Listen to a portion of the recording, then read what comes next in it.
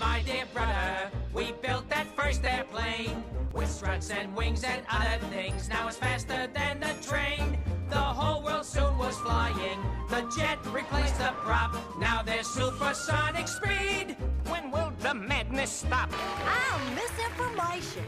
And now my co-host, a guy who's more taxing than a politician, Loud Kiddington. Thank you, Miss Info. Thank you. I'll be paying you all off later. Here's the first clip to break the ice. Okay, today I'm talking with the first woman to attempt flying a plane around the world, Amelia Earhart. So, Amelia, bienvenidos.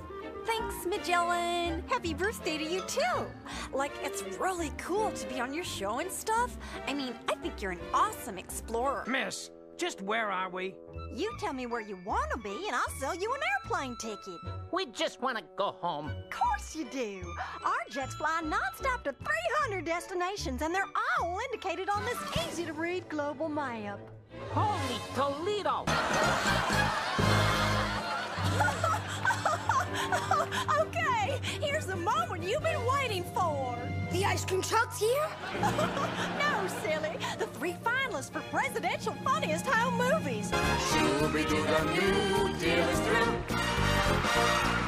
Scooby-Dooby-Doo, something totally new.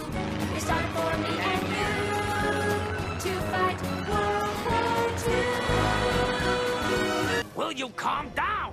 I don't like this one bit. Orville, let's talk to the pilot. Maybe he can help us. Good idea. Captain! Captain!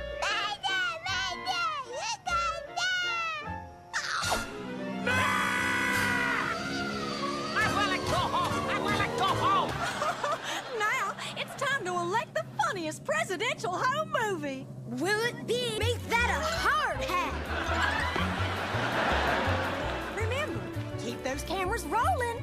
And maybe you could be the next world leader on Presidential Funniest Home Movies.